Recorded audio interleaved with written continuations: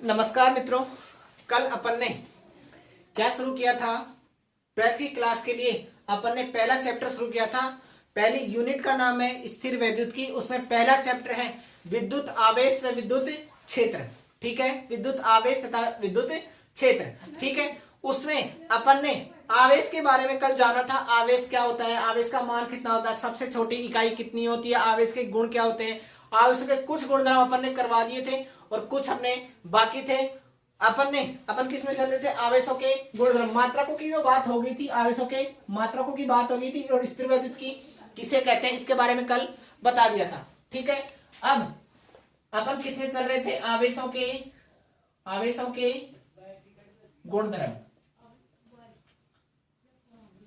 ठीक है, अपन ने कल ये बताया था कि अपन जो अपने सिलेबस का लेवल होगा, पहले अपन बोर्ड को टारगेट करेंगे, फिर अपन धीरे धीरे अपना लेवल बढ़ाते बढ़ाते नीट आईआईटी जेई तक अपन पहुंचेंगे। ठीक है, सबसे पहले लो लेवल से चलना शुरू करेंगे। पहले छोटी छोटी बातें बताएंगे, फिर बड़ी बड़ी सारी, ऐसे आगे बढ़ते रहेंगे। कभी भी ऐसा नहीं होगा कि सर आप जीरो से स्टार्ट करेंगे और कहां तक पहुंचाएंगे, जहां तक इसका लेवल है नीट तक का, वहां तक पहुंचाएंगे, नीट जेई के लिए। ठीक है, कभी भी ऐसा नहीं होगा कि आपको छोटी चीज नहीं बताई गई और डायरेक्ट बड़ी बता दे। ठीक है, सारी चीजें बताएंगे, सब कुछ कवर होगा। आप हमारे साथ लगातार बने रहें और हमारे वीडियो रेगुलर देखते रहें। ठीक है, अपन ने आवेशों के गुणधर्म में एक गुणधर्म हो गया था आवेशों का क्वांटीकरण। आवेशों का क्वांटीकरण किसे कहते हैं? आवेश हमेशा किसके पैकेट्स के, छोटे छोटे पैकेट्स के रूप में पाया जाता है। ये पैकेट्स किसके होते हैं? मूल आवेश के या फिर इलेक्ट्रॉन के होते हैं। ये आवेश मूल आवेश किसके होते हैं? क्या तो इलेक्ट्रॉन के पैकेट हो गए या मूल आवेश। इलेक्ट्रॉन को ही क्या बोला जाता है? मूल आवेश बोला जाता है।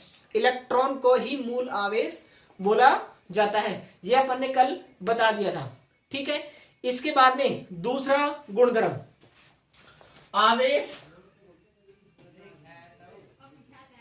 संरक्षण नियम का क्या करता है? आवेश संरक्षण का नियम। गुणधर्म चल रहे थे अपने आवेश संरक्षण का नियम। आवेश संरक्षण का नियम क्या कहता है? आवेश को ना तो उत्पन्न किया जा सकता ना ही नष्ट किया जा सकता। आवेश को एक वस्तु से दूसरी वस्तु पर स्थानांतरित किया जा सकता है। आवेश को ना तो उत्पन्न किया जा सकता ना ही नष्ट किया जा सकता। आवेश को एक वस्तु से दूसरी वस्तु पर स्थानांतरित किया जा सकता है।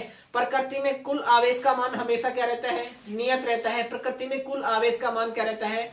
नियत रहता है। आवेश का मान क्या रहता है? समान रहता है, यानी कि उदासीन रहता है। आवेश को उत्पन्न किया जा सकता है, नष्ट किया जा सकता है, लेकिन एक वस्तु से दूसरी वस्तु पर स्थानांतरित किया जा सकता है। ठीक है, ऐसा नहीं होगा कि एक आवेश बना दिया, दो आवेश बना दिए, 5 आवेश बना दिए। जितने आवेश बनाएंगे उतने ही, जितने धनात्मक बने हैं उतने ही ऋणात्मक भी बनेंगे। ठीक है, यानी कि कुल आवेश का मान हमेशा क्या रहेगा? संरक्षित रहता है। आवेश का मान हमेशा क्या रहता है? संरक्षित। आवेश को ना तो नष्ट किया जा सकता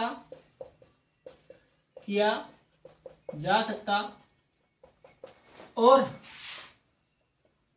ना ही उत्पन्न किया जा सकता। ना तो आवेश को उत्पन्न किया जा सकता ना ही नष्ट किया जा सकता है। आवेश को एक वस्तु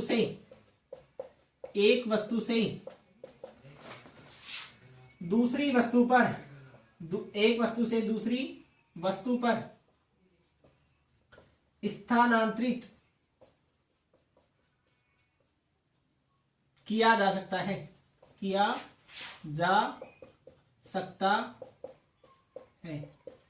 ठीक है, आवेश को ना तो उत्पन्न किया जा सकता ना ही नष्ट किया जा सकता, एक वस्तु से दूसरी वस्तु पर स्थानांतरित किया जा सकता है। यानी कुल निकाय का कुल आवेश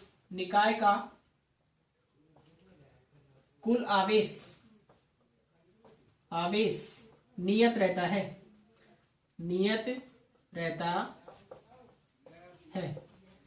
निकाय का कुल आवेश हमेशा क्या रहता है? नियत रहता है। निकाय का कुल आवेश क्या रहता है? नियत रहता है। ना तो आवेश को उत्पन्न किया जा सकता है ना ही नष्ट किया जा सकता है। ठीक है, जब दो वस्तुओं को रगड़ा जाए तो एक पर धनात्मक तो दूसरी पर ऋणात्मक आवेश उत्पन्न होता है। जब दो वस्तुओं को रगड़ा जाता है तो एक पर धनात्मक तो दूसरी पर ऋणात्मक उत्पन्न होगा। एक पर -5 इलेक्ट्रॉन उत्पन्न हुए हैं, दूसरी पर क्या उत्पन्न हुए? 5 प्लस में इलेक्ट्रॉन। एक पर 5 माइनस में, एक पर 5 प्लस में। ठीक है, यानी जैसे उत्पन्न हुए ये दो वस्तुएं थी, दोनों वस्तुओं को आपस में रगड़ा, इस पर 3 कूलाम हो गया, तो इस पर कितना उत्पन्न होगा? प्लस में 3 कूलाम उत्पन्न होगा। कितना? 3 कूलाम। ठीक है, ऐसा नहीं होगा एक पे 6 हो गया, एक पर 2 हो गया, कभी भी ऐसा नहीं होगा। यानी कि कुल आवेश का मान हमेशा क्या रहता है? नियत रहता है। जितने धनात्मक बनते हैं उतने ही क्या बनेंगे? ऋणात्मक बनेंगे। जितने धनात्मक बनते हैं तो उतने ही क्या बनेंगे? धनात्मक बनते हैं। कुछ एग्जाम्पल की बात करें,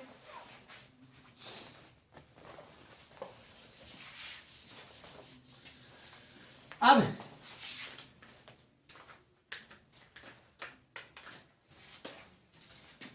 एक तरफ पॉजिटिव आवेश कब उत्पन्न होता है, एक तरफ नेगेटिव आवेश कब उत्पन्न होता है?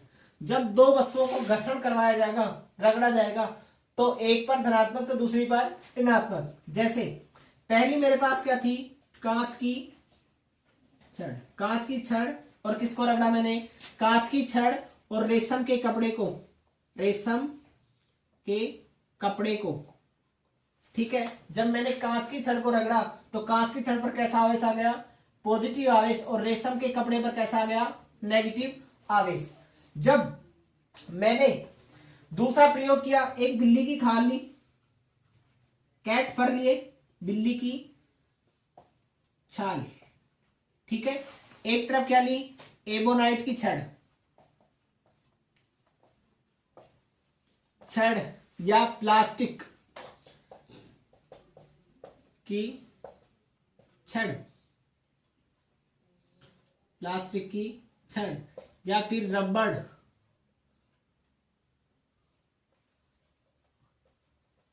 रबर। ठीक है, मैंने ये लिया, जैसे ही मैंने ये लिया तो ये देखा, जब मैंने एक तरफ कैसा आवेश उत्पन्न होगा? एक तरफ कैसा आवेश उत्पन्न हुआ? ऋणात्मक। तो दूसरी पर तरफ कैसा आवेश उत्पन्न हुआ? धनात्मक। जब मैंने कांच की छड़ को रगड़ा तो कांच की छड़ पर कैसे आवेश उत्पन्न हुए? कांच की छड़ पर धनात्मक आवेश और रेशम के कपड़े पर ऋणात्मक आवेश। बिल्ली की खाल पर कैसे आवेश उत्पन्न हुए? धनात्मक। एबोनाइट की छड़ पर। अब मैंने शुष्क बाल लिए, यानी कि अपने सूखे बाल, शुष्क बाल। ठीक है, तो शुष्क बालों पर तो कैसा आवेश उत्पन्न हुआ? पॉजिटिव आवेश। और इधर क्या ली मैंने? कंघी ली। ठीक है, तो मेरे पास, और मैंने क्या लिया? एक तरफ तो क्या ली? ऊनी कपड़ा लिया, ऊनी कपड़ा, ऊनी वस्त्र। और एक तरफ क्या लिया मैंने? एबोनाइट की। अब इस पर कैसे आवेश उत्पन्न हुए? एबोनाइट की छड़ पर नेगेटिव आवेश। और ऊनी वस्त्र पर कैसे आवेश उत्पन्न हुए? पॉजिटिव आवेश। ठीक है, जब आवेश की अधिकता हो रही है, आवेश की अधिकता हो रही है, तो आयनन क्षमता के मान में क्या होगी? आवेश की क्या हो रही है? यहां पर धनात्मक कब आता है? जब आवेश की क्या होती है? कमी होती है। आवेश की कमी होती है तो यहां आयनन क्षमता क्या हो जाएगी? आयनन क्षमता कम हो जाएगी। ठीक है, यहां पर इलेक्ट्रॉनों की अधिकता हो रही है तो यहां पर आयनन क्षमता क्या हो जाएगी? आयनन क्षमता बढ़ जाएगी। आयनन क्षमता बढ़ जाएगी। यहां आयनन क्षमता क्या होगी? घट गई है। यहां पर द्रव्यमान क्या होगा? बढ़ेगा या घटेगा? धनात्मक आवेश तो द्रव्यमान क्या होगा? घटेगा। और यहां पर द्रव्यमान क्या होगा? बढ़ेगा। यहां पर इलेक्ट्रॉनों की क्या हो रही है? यहां पर इलेक्ट्रॉनों की क्या हो रही है? कमी। और यहां पर क्या हो रही है? इलेक्ट्रॉनों की अधिकता।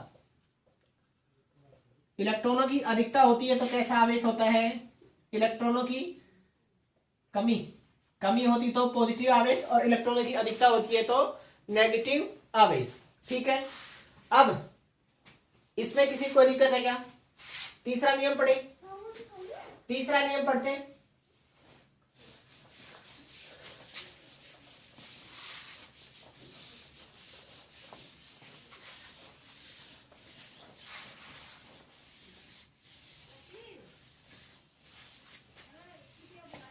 अब इलेक्ट्रॉनों की कमी से, तीसरा नंबर है इलेक्ट्रॉनों की कमी से वस्तु के द्रव्यमान पर प्रभाव कैसा पड़ेगा। अगर ये मेरे पास डेल एम का है, इसमें इलेक्ट्रॉनों की क्या हो रही है, कमी हो रही है, इलेक्ट्रॉनों की कमी होगी तो द्रव्यमान क्या होगा, बढ़ जाएगा, द्रव्यमान बढ़ जाएगा। ठीक है। अब ये डेल एम है, यहां पर इलेक्ट्रॉनों की क्या हो रही है, अधिकता हो रही है, इलेक्ट्रॉनों की अधिकता हो रही है, यहाँ द्रव्यमान क्या हो जाएगा, यहां पर द्रव्यमान कमी क्या होगा, द्रव्यमान कम हो जाएगा, और यहां पर द्रव्यमान क्या हो जाएगा, अधिक हो जाएगा। देखो भाई, जहां पर इलेक्ट्रॉनों की कमी होगी तो द्रव्यमान क्या होगा, कम होगा, इलेक्ट्रॉनों की कमी तो द्रव्यमान भी कम, इलेक्ट्रॉन बढ़ेंगे तो द्रव्यमान भी क्या हो जाएगा, बढ़ जाएगा, द्रव्यमान भी क्या हो जाएगा, बढ़ जाएगा। ठीक है। जहां तक कोई दिक्कत है तो पहले वो बताएं। जैसे मैंने ये ऑक्सीजन लिया, ये 8 लिया, ये 16, ठीक है, O प्लस लिया तो इसका द्रव्यमान में क्या होगी, द्रव्यमान क्या होगा, कम होगा। ठीक है। O नेगेटिव लिया तो इसका द्रव्यमान क्या होगा, द्रव्यमान बढ़ जाएगा। ठीक है। द्रव्यमान डेल एम का मान, कमी या अधिकता किस प्रकार होगी, देखो n into mass of electron. ठीक है। डेल एम का मान किसके बराबर होता है, n into mass of electron. n किसके बराबर होगा, n क्या होता है, जो इलेक्ट्रॉनों की क्या होती है, संख्या होती है, उसके बराबर होता है। अपन ने आवेशों का क्वांटाइजेशन पढ़ा था, तो Q इक्वल टू किसके बराबर होता है, NE के, और n का मान किसके बराबर हो जाएगा, Q अपॉन E के। तो डेल m द्रव्यमान की कमी या अधिकता किस प्रकार होगी, Q बाई E इंटू में m E के बराबर। ठीक है। Q बाई में E इंटू एम ई। ठीक है। ये क्या हो जाएगा, इसका द्रव्यमान हो जाएगा, पदार्थ के द्रव्यमान में कमी या अधिकता कितनी होगी, Q बाई E इंटू में एम ई के बराबर हो जाएगी। ठीक है। जहां तक कोई दिक्कत है तो पहले वो बताओ। ठीक है। आगे बढ़े, आगे बढ़े।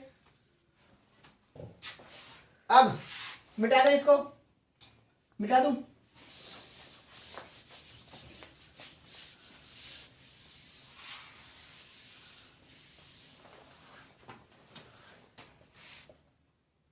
पांच नंबर कितना आया, जो भी है अपना कितना नंबरिंग चल रहा है, 5 नंबर।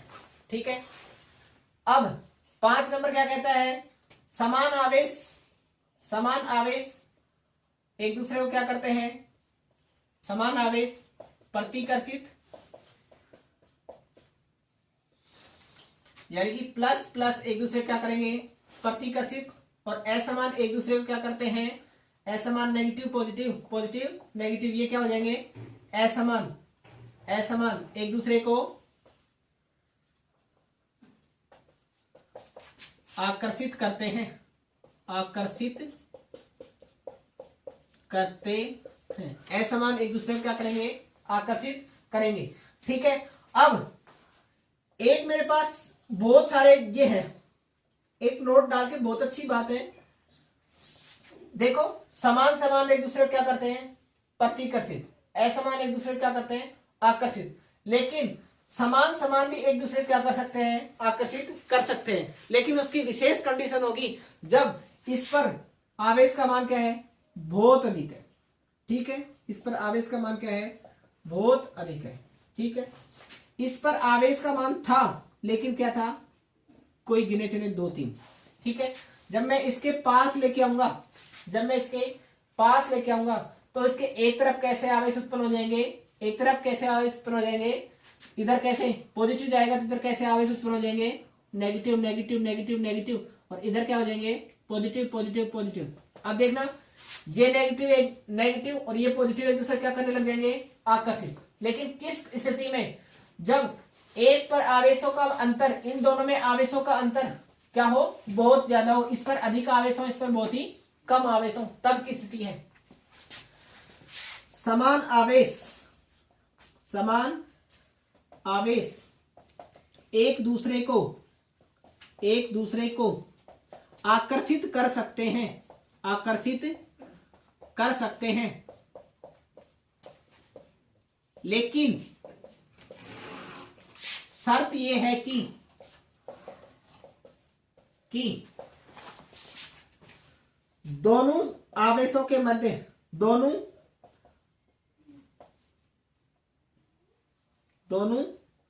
वस्तुओं के आवेशों के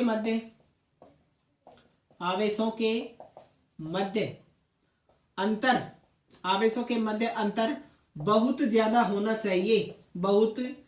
ज्यादा होना चाहिए।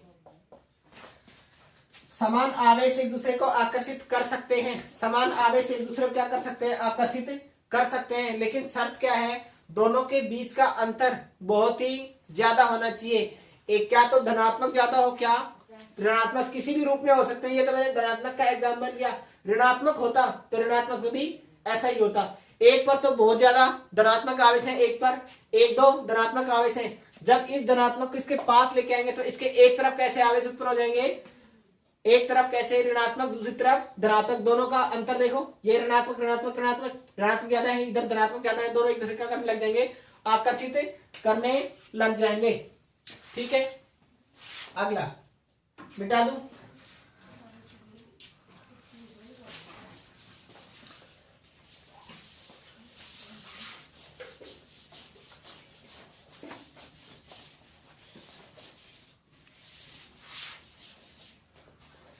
छठवां, आवेश निश्चरता का नियम।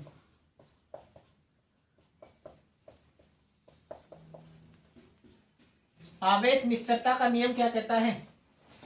आवेश निश्चरता नियम ये कहता है कि गतिक अवस्था में आवेश का मान और स्थिर अवस्था में आवेश का मान हमेशा क्या रहता है? निश्चरता, यानी कि गतिक अवस्था में और स्थिर अवस्था में आवेश का मान क्या रहे? समान रहे। आवेश का मान क्या रहे? समान रहे। आवेश कैसी राशि है? आवेश निरपेक्ष राशि है। कैसी राशि है? निरपेक्ष, यानी कि निरपेक्ष राशि है। निरपेक्ष राशि क्यों है? क्योंकि इसका मान स्थिर अवस्था में और गतिशील अवस्था में हमेशा मान क्या रहता है? समान रहता है। स्थिर अवस्था में और गतिशील अवस्था में आवेश का मान क्या रहता है? समान रहता है। स्थिर अवस्था में और गतिशील अवस्था में आवेश का मान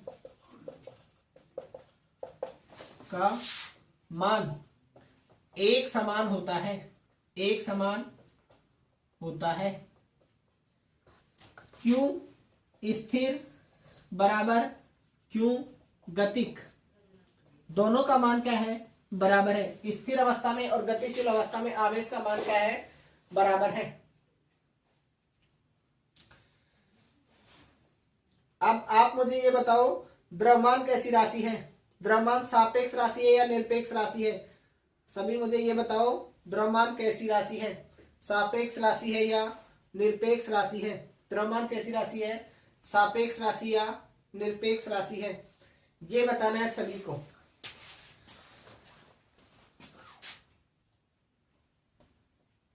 द्रव्यमान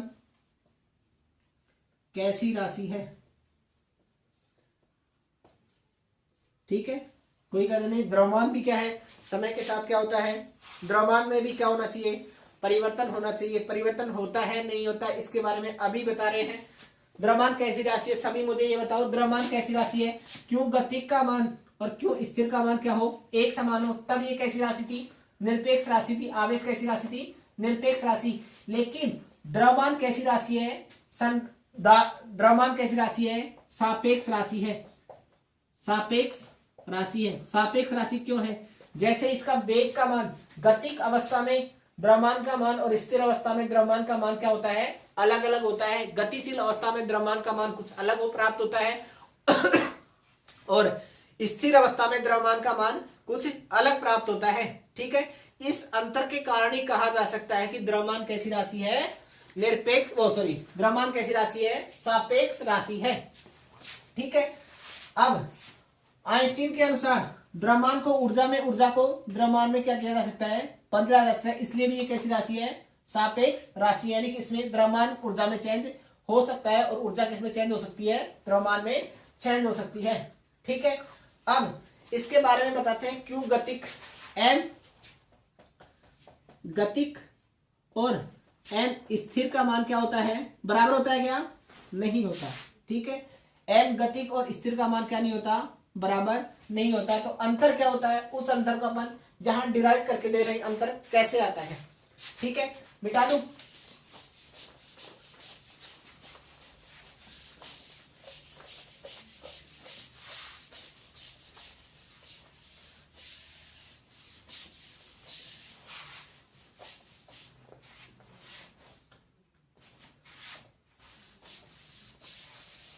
अपना द्रव्यमान की द्रव्यमान सापेक्षता, द्रव्यमान सापेक्षता। अब देखो द्रव्यमान सापेक्षता में एम गतिक का मान किसके बराबर होगा, एम स्थिर अवस्था बटे 1 माइनस पी स्क्वायर अपॉन सी स्क्वायर बटे में पूरे का क्या हो जाएगा, अंडर रूट, बटे का क्या हो जाएगा, अंडर रूट। ठीक है, अब अगर वस्तु स्थिर अवस्था में है, वस्तु यदि v का मान कितना है, 0 है, v का मान 0 है तो m गतिक बराबर m स्थिर, मान क्या हो जाएगा, बराबर प्राप्त हो जाएगा। लेकिन यदि v का मान क्या है, v का मान क्या है, v का मान c के बराबर है, v बराबर c है, v बराबर क्या है, c है, तो कितना हो जाएगा, m गतिक कितना हो जाएगा,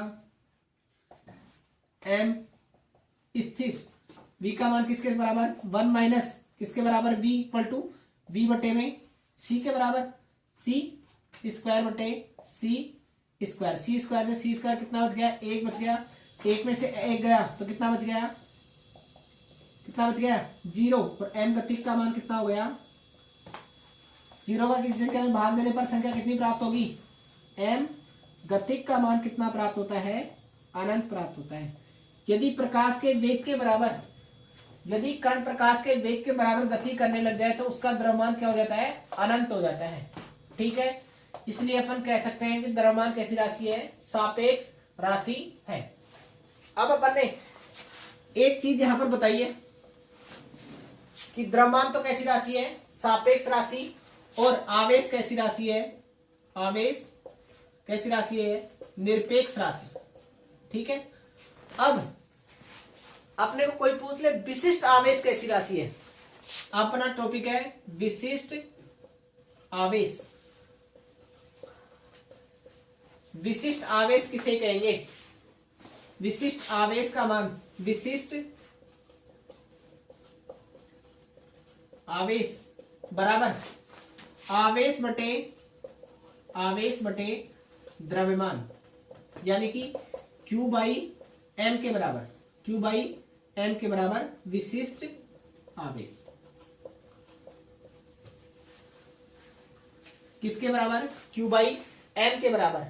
जैसे जैसे m का मान बढ़ता जाता है, जैसे जैसे, अब यहां से देखो वेग का मान बढ़ता जाएगा, वेग का मान बढ़ेगा, वेग का मान बढ़ेगा तो m का मान भी क्या होगा, m का मान क्या होगा, Q बाई एम, m का मान क्या होगा, बढ़ेगा।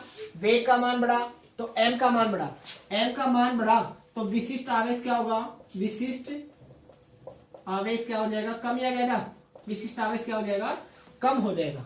ठीक है, जैसे जैसे वेग का मान कम होगा, वेग का मान कम होगा, द्रव्यमान भी क्या होगा, कम होगा, और द्रव्यमान कम होगा तब विशिष्ट आवेश क्या हो जाएगा, बढ़ जाएगा। विशिष्ट आवेश क्या हो जाएगा, विशिष्ट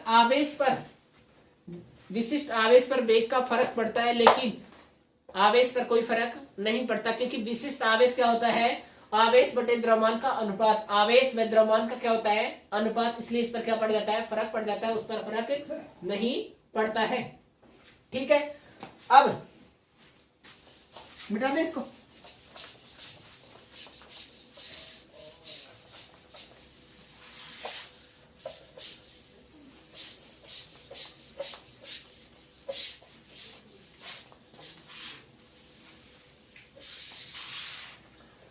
अगला टॉपिक, अगला जितना भी नंबर है 7 8 जो भी है 8, जितना भी नंबर है नंबरिंग अपने आप देख लेना।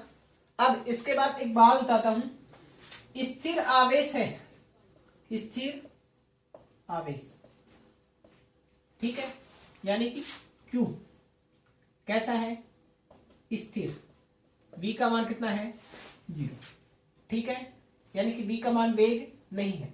तो स्थिर आवेश के कारण ये आवेश क्या था, Q स्थिर, ठीक है, V का मान कितना 0, A का मान कितना 0। स्थिर आवेश के कारण केवल और केवल कैसा क्षेत्र उत्पन्न होगा, विद्युत क्षेत्र, कैसा उत्पन्न होगा, विद्युत क्षेत्र, ठीक है। A V क्या था, नियत हो जाए और A का मान किसके बराबर 0 के बराबर हो जाए। नियत वेग से क्या करने लग जाए, आवेश नियत वेग से क्या करने लग जाए, गति करने लग जाए, तो इसमें कैसा क्षेत्र उत्पन्न होगा, विद्युत क्षेत्र प्लस में चुंबकीय क्षेत्र, दोनों क्षेत्र उत्पन्न हो जाएंगे।